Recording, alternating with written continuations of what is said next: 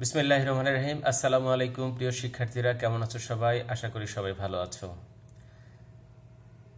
এই পরিস্থিতিতে আমরা যেহেতু ক্লাস সরাসরি করতে পারছি না, সেই কারণেই আমরা তোমাদেরকে একটু ভিন্ন উপায়ে শেখানোর একটা প্রচেষ্টা নিয়েছি। সেই উদ্যোগের আজকের এই অনলাইন ক্লাসে সবাইকে স্বাগতম। আজকের এই বাংলা ক্লাস তোমাদের জন্য আমি আছি তোমাদের সাথে, মাহমুদ স্যার, নবম দশম শ্রেণীর শিক্ষার্থীদের জন্য। আজকে আমরা ঝর্ণার গান নামে নতুন একটি কবিতা পড়ব। তোমাদের পাঠ্য বইয়ে যে 15টি কবিতা আছে, বিষয়বস্তুর দিক থেকে এই কবিতাটি একেবারে সম্পূর্ণ স্বতন্ত্র এবং ভিন্ন। অন্যান্য সকল কবিতার ভিতরে আমরা যে বিষয়গুলো দেখতে পাই, এই কবিতা থেকে একটু ভিন্ন রকমের শিক্ষণীয় দিক আছে আমাদের। মানুষের জীবন খুব ক্ষণিক সময়ের জন্য, আমরা অল্প সময়ের জন্য পৃথিবীতে এসেছি এবং কতটুকু সময় সেটাও আমাদের জানা নেই।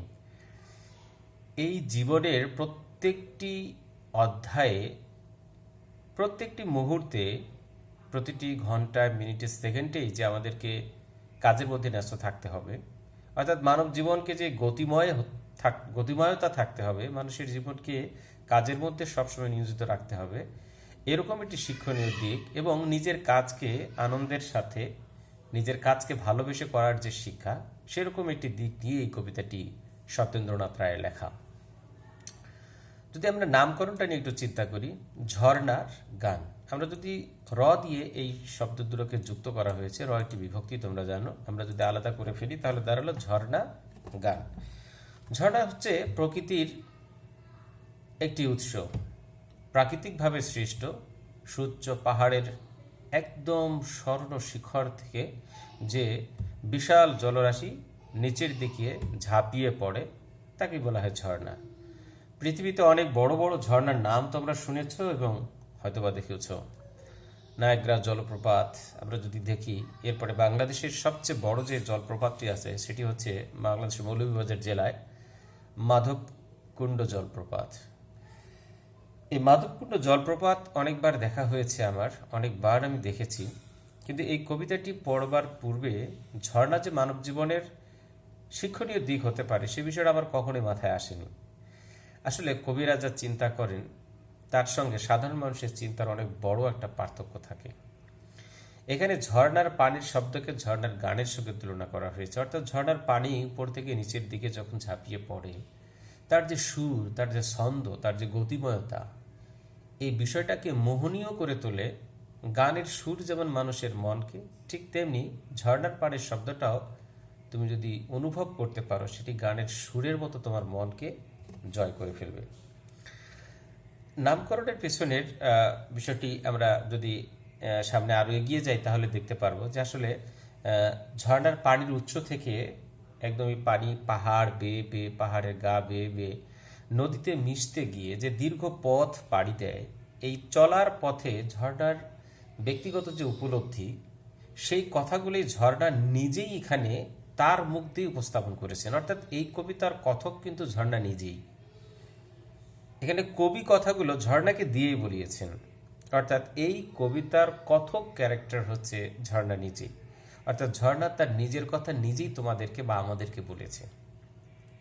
ওকে, তাহলে এবার কবিতাটি টোটাল পড়ে আমরা কি শিখবো, আমরা সেই বিষয়টা একটু জানতে চাই। কবিতার শিখন ফল বিষয়টা আমরা শিখবো একটু। 1 নম্বরে দেখো দেয়া আছে, ঝর্ণার ঝর্ণার যে প্রাকৃতিক সৌন্দর্যের অনুপম প্রতীক, এই সৌন্দর্য বোধটা আমরা উপলব্ধি করতে পারবো। 2, ঝর্ণার গতিময়তা দেখে জীবনের গতিময়তা অব্যাহত রাখতে সচেষ্ট হবো। অর্থাৎ ঝর্ণা যেমন নিরন্তর প্রবাহমান এবং গতিশীল, আমরাও ঠিক তেমনি সব সময় কাজের মধ্যে নিজেকে গতিময় রাখবো, গতিশীল রাখবো, এটা ঝর্ণার কাছ থেকে শিখতে পারবো আমরা। 3 নম্বর হচ্ছে, দেখো ঝর্ণার উৎস কিভাবে সৃষ্টি হয়েছে, সেটাকে উৎস বলা হয়েছে। ঝর্ণার বৈশিষ্ট্য কি এবং কেন সে ছুটে চলে, এই 3টি বিষয় আমরা এই কবিতাটি পড়ে জানতে পারবো। 4, পাহাড়ি কন্যা ঝর্ণার পাহাড় থেকে নেমে আসা জলধারা পাথরে আশ্রে পড়ার যে ছন্দময় শব্দ, সেই শব্দটা কত মোহনীয়, মনকে কতটা আপ্লুত করে, এই বিষয়টা আমরা এই কবিতা পড়েই জানতে পারবো। 5, রূপসী ঝর্ণার সৌন্দর্য স্বচক্ষে দেখবার জন্য আগ্রহী হব। এই কবিতা পড়বার পর সত্যি তোমাদের মনে হবে যে এরকম একটি ঝর্ণাকে যদি কাছে থেকে অনুভব করে দেখতে পারতাম তাহলে বোধহয় বেশি ভালো লাগতো। চ, সব ধরনের বাধা অতিক্রম করে লক্ষ্যে পৌঁছানোর তাগিদ অনুভব করবে। ঝর্ণাকে দেখে এটা সত্যি আমরা শিখতে পারবো। 6 নম্বর হচ্ছে, দেখো, নিঃস্বার্থভাবে মানুষের সকল প্রাণীর আনন্দ এবং কল্যাণের জন্য কাজ করতে শিখব। অর্থাৎ তুমি তোমার সমস্ত প্রচেষ্টা দিয়ে মানুষ এবং পৃথিবীর অন্যান্য সকল প্রাণীর কল্যাণের জন্য নিজেকে নিবেদন করবে, এরকম একটি শিক্ষণীয় দিকও এই কবিতাটি আছে। অর্থাৎ এই মোটামুটি 7টি বিষয়বস্তুর উপর এই কবিতাটি দাঁড়িয়ে আছে। এই কবিতায় বিশেষ একটা ছন্দ ব্যবহার করা হয়েছে। যদি আমরা দেখার চেষ্টা করি, এই কবিতার ছন্দটা হচ্ছে মাত্রাবৃত্ত ছন্দ। এখন মাত্রাবৃত্ত ছন্দ কি, এই বিষয়ে কথা বলতে গেলে অনেক কথা বলতে হবে, পরবর্তী অন্য আরেকটা ক্লাসে তোমাদের বলবো। পাঠের উদ্দেশ্য কি? পাহাড়ের গা বেয়ে ঝর্ণার যে চঞ্চল গতিময়তা, চলার যে ছন্দ, ধ্বনি মাধুর্য ও প্রাকৃতিক সৌন্দর্য সম্পর্কে শিক্ষার্থীদের ধারণা দেওয়া এবং গতিময় জীবন লাভে অনুপ্রাণিত হব। মূল ভাবটা আমরা কবিতা পড়বার পরেই পড়ার চেষ্টা করব। চলো প্রিয় শিক্ষার্থীরা, আমরা কবিতা একটু পড়বার চেষ্টা করি। এই কবিতায় এখানে দেখতে পাচ্ছ এই চরণগুলো একটার পর একটা সাজানো। আমি আমার সুবিধার জন্য পাশাপাশি 2টি করে চরণ একসঙ্গে রেখেছি। অবলিকটা হচ্ছে আসলে এই লাইনের পরে এই লাইনটা। আমরা যদি প্রথম কবিতার 4 লাইনটা পড়ার চেষ্টা করি তাহলে দেখবে যে, চপল পায় কেবল ধাই, কেবল গাই পরীর গান, পুলক মোর সকল গায়, বিভল মোর সকল প্রাণ। তোমরা জানো যে আমাদের যে এই কবিতার কবি সত্যেন্দ্রনাথ দত্ত, তার ব্যক্তিগত পরিচয় হচ্ছে তিনি ছন্দের জাদুকর। অর্থাৎ ছন্দময় কবিতা লেখার ক্ষেত্রে বাংলা সাহিত্যে তার চেয়ে জনপ্রিয় লেখক আর কেউ নেই। এই কবিতাটা পড়লে তোমরা বুঝতে পারবে যে শব্দের পর শব্দ কিভাবে সাজিয়ে মালা গাঁথা যায়, সেই বিষয়টাই আমরা এই কবিতা পড়লেও অনেকখানি শিখতে পারবো। চপল পায়, চপল শব্দের তো চঞ্চল, পায় মানে পায়, কেবল মানে শুধু, ধাই মানে ছুটে চলি। ঝর্ণা নিজেই বলতেছে, আমি দ্রুত পায়ে চঞ্চল বেগে ছুটে চলি, কেবল গাই পরীর গান, আর আমার চলার শব্দে পরীর মতো মিষ্টি গান। আমরা একটা সুন্দর ছোট বাচ্চাকে দেখলে বলি, বাহ, বাচ্চারা তো একদম পরীর মতো সুন্দর। আচ্ছা, সুন্দর তো পরীর একটা বৈশিষ্ট্য। তাহলে পরী যদি দেখতে সুন্দর হয়, নিশ্চয়ই তার গানের গলাটাও মিষ্টি হবে। এই জন্য বলছে যে ঝর্ণার গানটাকে বা ঝর্ণার পানির শব্দটাকে বলছে পরীর গানের মতো সুন্দর। পরী যদি সুন্দর হয়, নিশ্চয়ই তার গানও অনেক সুন্দর হবে। পুলক মানে আনন্দ মোর সকল গায়ে। ঝর্ণা বলে যে আমার সারা শরীরে আনন্দ অনুভব করি আমি, অর্থাৎ আমি কখনো মনে ব্যথা বা কাতরতে কখনো ভুগি না। বিভোল মানে আমি ভুলে যাই সব কিছু মোর সকল প্রাণ, অর্থাৎ আমার প্রাণে কখনো দুঃখ কষ্ট কোনো কিছুই কাজ করে না। আমি সবসময় আনন্দ চিত্তে সবসময় ছুটে চলি, আমি দুর্বার বেগে এগিয়ে যাই। ভিতরে এই কথাগুলো আরো সুন্দর করে দেয়া আছে, তোমরা পড়ে নেবে। শিথিল সব শিলার পর, শিথিল মানে প্রাণহীন, শিলা মানে তো পাথর, প্রাণহীন শিলার উপর চরণ থুই দোদুল মন, দোদুল মানে আনন্দিত, চরণ মানে পা, থুই মানে রাখি মন। দেখো তো এই কথাগুলো মনে হচ্ছে না যে ঝর্ণা নিজেই তোমাদেরকে বলতেছে আমি শিলার উপরে একদম মৃত প্রাণ পাথরের উপরে পা রেখে রেখে আনন্দিত মনে চলে যাই। দুপুর ভোর ঝিঝির ডাক, ঝিমায় পথ ঘুমায় বন। কি চমৎকার দেখো অন্তমিলগুলো বলেছে যে আমি সবসময় আনন্দিত মনে ছুটে চলি। আর আমার ছুটে চলার সময়টা কখন? দুপুর ভোর ঝিঝির ডাক। এখানে দিনের 3টা অংশের কথা বলেছে।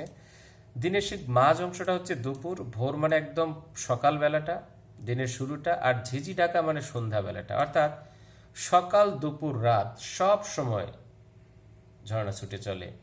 ঝিমায় পথ ঘুমায় বন, অর্থাৎ পথেরও ক্লান্তি আছে। যখন পথে মানুষ চলাচল করে না, সেই সময়টা মনে হয় যে পথও একটুখানি ঝিমিয়ে নেয়, একটুখানি ঘুমিয়ে নেয়, কিন্তু ঝর্ণার কোনো ক্লান্তি বোধ নেই।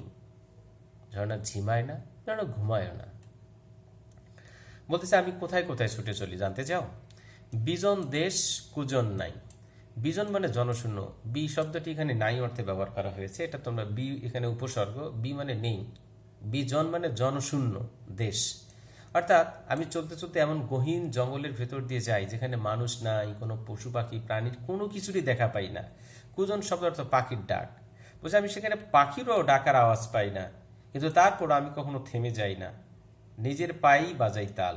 অর্থাৎ যখন আমি কোনো কিছুর আওয়াজ পাই না, তখন নিজের পায়ের শব্দটাকে তাল অনুভব করে আমি নিজের পায়ে এগিয়ে চলি। একলা গাই একলা ধাই, আমি একলা একলা গান গাই, একলা একলাই ছুটে চলি। আর ছুটে চলার সময়সীমাটা দিবস মানে দিন, রাত মানে তো রাত, সাত সকাল, অর্থাৎ দিন রাত সকাল সন্ধ্যা। তাহলে দিন রাত সকাল সন্ধ্যা তার মানে হচ্ছে 24 ঘন্টার কথাই বলেছে, যে দিনে রাতে সকাল থেকে সন্ধ্যা রাত্রি কোনো সময় আমি স্থির হয়ে বসে থাকি না, আমি সবসময় গতিমান, সবসময় প্রবাহমান, গতিশীল। তাহলে দেখো তো, ঝর্ণার কাছ থেকে এই গতিময়তা শিক্ষাকে আমাদের সত্যি জীবনকে পরিবর্তন করে দিতে পারে না? এরপরে দেখো, হ্যাঁ, আমরা মানব জীবনে চলতে ফিরতে অনেক সময় অনেক রকম সমস্যার মধ্যে পড়ে যাই। আমরা একবার একটা যে কোনো সমস্যায় পড়ে গেলেই আমরা বিমর্ষ হয়ে পড়ি, আমরা ভেঙে পড়ি, আমরা হতাশ হয়ে যাই, আমরা উৎসাহ হারিয়ে ফেলি। ঠিক ঝর্ণা ওখান থেকে আমাদেরকে একটা শিক্ষা দিলেন। ঝর্ণা বলতেছে কি জানো, আমার চলার পথে অনেকে আমাকে ভয় দেখায়, কিন্তু কারো ভয়কে আমি তোয়াক্কা করি না। ঝর্ণা বলল, ঝুঁকিয়ে ঘাড়, ঘাড় বাঁকা করে ঝুম পাহাড়, ঝুম শব্দ অর্থ নীরব, দৈত্যাকৃতির বিশাল বড় একটা পাহাড় ভয় দেখায়। তাহলে ঝর্ণাকে ভয় দেখায় কে? দৈত্যাকৃতির নীরব স্তব্ধ একটা ভয়ঙ্কর একটা পাহাড় ভয় দেখায়। কিভাবে? চোখ পাকিয়ে, চোখ পাকায়। ঝর্ণা বলে, শঙ্কা নাই, আমার কোনো শঙ্কা নাই, আমার ভয় নাই, আশঙ্কা নাই, আমি কাউকে ভয় পাই না, সমান যাই। অর্থাৎ তুমি ভয় দেখালেই আমি থেমে যাব, বিষয়টি এরকম নয়, আমি বরং আমার আগের সেই গতি ঠিক রেখে আমি সমান তালে এগিয়ে যাই। আর একটু আগেই ভয় পেয়েছি বলে আমি যে ভয়ে ভয়ে এগিয়ে যাব ঠিক তা নয়, বরং আমার মনের আনন্দটা আগের মতোই থাকে। কীরকম? ঝর্ণার পানির উপরে পাহাড়ের গা থেকে একটা টগর ফুল খসে পড়েছে। ঝর্ণা ওই টগর ফুলটাকে নিজের পায়ের একটা নূপুর মনে করছে। টগর ফুল নূপুর পায়, মনে হচ্ছে ওই টগরের ফুলটা নূপুরের মতো ঝর্ণার পায়ে পড়ে আছে, বা ঝর্ণা পায়ে পড়েছে। তাহলে নূপুর পড়ে নূপুরের ছন্দ তালে যেরকম ছোট ছোট বাচ্চারা হেঁটে বেরিয়ে আনন্দ পায়, ঝর্ণাও ঠিক তার পানিতে টগর ফুল পড়া দেখে সে মনে আনন্দ অনুভব করছে। অর্থাৎ একটু আগেই যে পাহাড় তাকে ভয় দেখিয়েছে, চোখ পাকিয়েছে, তাকে যাওয়ার পথ রোধ করেছে, সেজন্য কিন্তু ঝর্ণার মন খারাপ নেই, সে বরং কি আগের মতো উৎসাহ নিয়েই এগিয়ে চলেছে। এবার আসো, কোন গিরির হিমললাট ঘামল মোর উদ্ভবে, কোন পরীর টুটুলহার কোন নাচের উৎসবে। এই অংশটুকু যদি বলার চেষ্টা করি, এই 4 চরণের ভিতরে ঝর্ণার আসলে মূলত ঝর্ণা কোথায় সৃষ্টি, কেন সে এগিয়ে যায়, অর্থাৎ কোথায় তার জন্ম এবং কোথায় তার ছুটে চলা, সেই বিষয়টাকেই এখানে তুলে ধরবার চেষ্টা করেছে। কোন গিরির হিমললাট ঘামল মোর উদ্ভবে, কোন পরীর টুটুলহার কোন নাচের উৎসবে। এখানে বলছে যে একটু আগে আমরা পড়েছিলাম যে নির্জন পাহাড় ঘাড় বাঁকিয়ে চোখ পাকিয়ে ঝর্ণাকে ভয় দেখায়, কিন্তু সে সমস্ত ভয় ঝর্ণা উপেক্ষা করে ছুটে চলে। প্রকৃতির অনুপম সৌন্দর্য বিস্তার করতে করতে সে শঙ্কাহীনভাবে সমান তালে এগিয়ে যায়। চলার পথে তার সৃষ্টির রহস্য সে তোমাকে বলবার চেষ্টা করছে। বলছে, আমার জন্ম কোথায় জানো? গিরি শব্দের অর্থ পাহাড়, হিম শব্দের অর্থ বরফ, ললাট মানে হচ্ছে কপাল। অর্থাৎ পাহাড়ের গায়ে জমাট বেঁধে থাকা বরফ গলে গলে যে পানির সৃষ্টি, সেই পানি ঝর্ণার পানির উৎস। ঘামলমোর উদ্ভবে, অর্থাৎ আমার সৃষ্টি হয়েছে ওই পাহাড়ের সুউচ্চ শিখরে জমে থাকা বরফখণ্ড গলে গলে। কোন পরীর টুটুলহার কোন নাচের উৎসবে। আর উপর থেকে যখন এই পানি নিচের দিকে পড়তে থাকে, মনে হচ্ছে একটা সুন্দর হার পরে, হার মানে গলায় পরবার যে হার, টুটুল হার মানে এখানে পরীর গলার সুন্দর হারের কথা বলেছে। নাচের উৎসবে একটা সুন্দর পরী গলায় হার পরে যেরকম মনের আনন্দে ছন্দ তালে নেচে যায়, ঝড়টাও বলছে আমার ছুটে চলার শব্দে, আমার জন্ম যেখানেই হোক না কেন, যেখান থেকেই হোক না কেন, আমি আমার কাজটাকে ভালোবেসে করি, আনন্দের সাথে করি, উপভোগ করে করি। এই কথা দুটি বলার চেষ্টা করলো। অর্থাৎ ঝর্ণার এই 4 চরণের মধ্যে ঝর্ণার জন্ম বা উদ্ভব এবং তার ছুটে চলার কারণটা সে ব্যাখ্যা করলো। এবার চলে আসো পরের 4 চরণে আমরা দেখার চেষ্টা করছি যে খেয়াল নাই নাই রে ভাই, পাইনি তার সংবাদী, ধাই লীলাই খিলখিলাই বুলবুলির বোলসাথী। এই 4 চরণের ভেতরে বললো যে মানে আমরা সাধারণত যেটা করি যে আমরা অনেক কাজ অনেক সময় লোক দেখানোর কারণেই করে থাকি, যে এই কাজটা করলে আমাকে ভালো বলবে, হ্যাঁ এটা আমার ইমেজ তৈরি করবে, এই উদ্দেশ্য রেখে আমরা কাজ করি। কিন্তু ঝর্ণা বলল যে না, আমাকে কে দেখলো বা দেখলো না তাতে আমার কিছু যায় আসে না, বরং আমি আমার কাজটাকে ভালোবেসে আনন্দের সাথে করে থাকি। আমরা যদি একটু ব্যাখ্যায় দেওয়ার চেষ্টা করি তাহলে দেখবে যে এই 4 চরণের ব্যাখ্যাটা আমি এখানে এভাবে দেওয়ার চেষ্টা করেছি যে আপন মনে এগিয়ে চলার সময় পেছনের কোনো স্মৃতি ঝর্ণার মনে থাকে না, অর্থাৎ অতীতকে সে ভুলে যায়। ফেলে আসা জনগণের খবরও তার কাছে পৌঁছায় না, অর্থাৎ কে তাকে দেখেছে এসব সে মনে রাখে না। সে লীলায়িত ভঙ্গিতে অর্থাৎ নাচের ভঙ্গিতে মনের আবেশে মানে আনন্দে এগিয়ে চলে।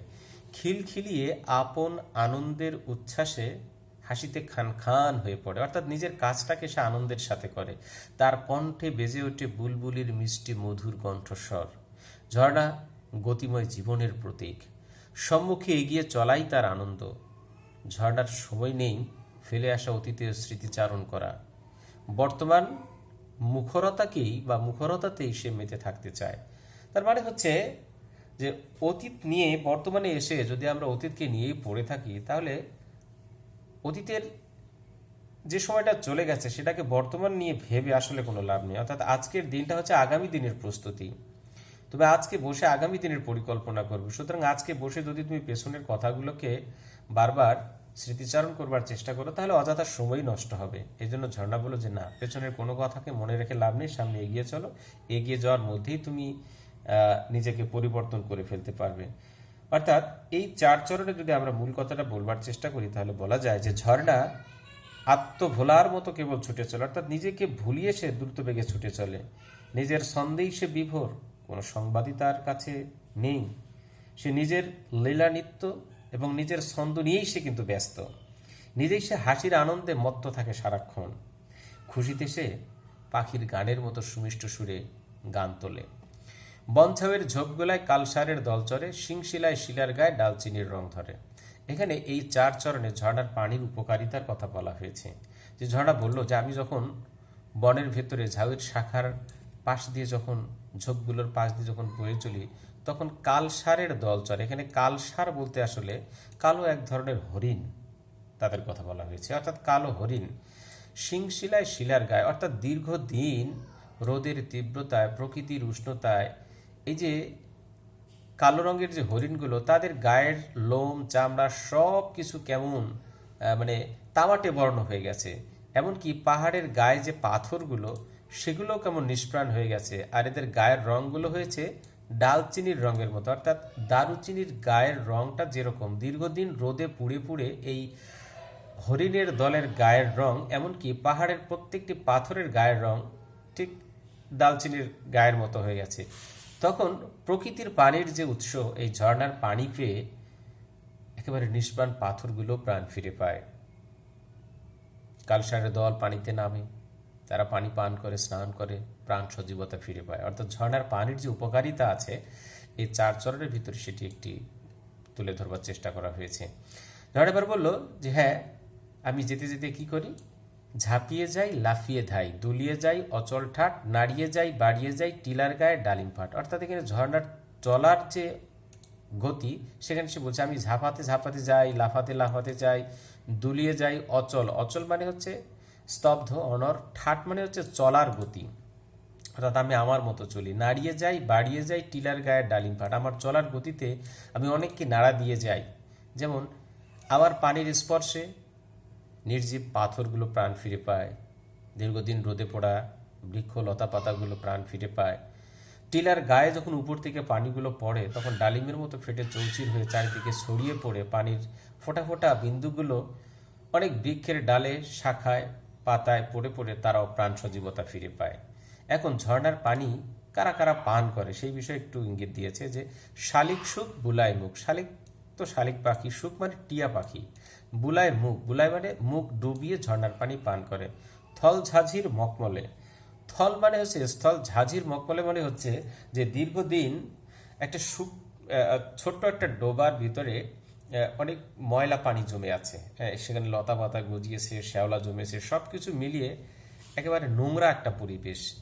এই নোংরা জায়গায় যখন ঝর্ণার পরিষ্কার পানি গিয়ে পড়ে, তখন সব কিছু মিলে মাখামাখি হয়েছে। ঝর্ণা বলল যে এই জিনিসটাকে সে জরির জাল আংরা খায়, অঙ্গমোর ঝলমালে।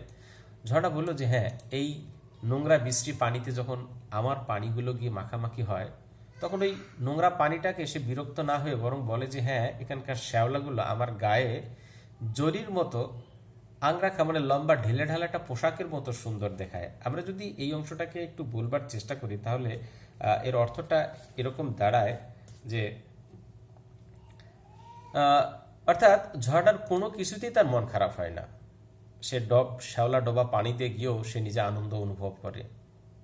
ময়লা, শ্যাওলা এই সব কিছুকে তার আনন্দেরই একটা উৎস মনে করে, অর্থাৎ কোনো কিছুই তার কাছে বিরক্তিকর মনে হয় না।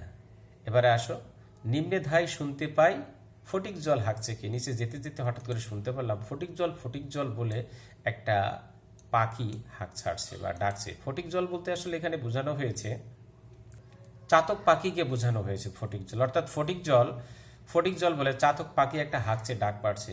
তো ঝর্ণা বলছে কণ্ঠতেই তৃষ্ণে যার, তোমার কণ্ঠে যদি তৃষ্ণা থাকে তুমি নিচে নেমে আসো, প্যাক মানে কাদা সেকে আবার শুষ্ক সুন্দর পরিষ্কার পানি তুমি পান করো। কিন্তু এই চাতক পাখির একটা বিশেষ বৈশিষ্ট্য হচ্ছে সে কখনো মাটির জল পান করে না, সে আসলে আকাশের দিকে তাকিয়ে থাকে বৃষ্টির পানির অপেক্ষায়। কবিবার বললেন গরজ যার জল সেচার, যার দরকার আছে পানির, সে পানি খাওয়ার দরকার, সে পাত কুয়ায় যাবে, অর্থাৎ মাটির তৈরি কুয়ায় যাবে।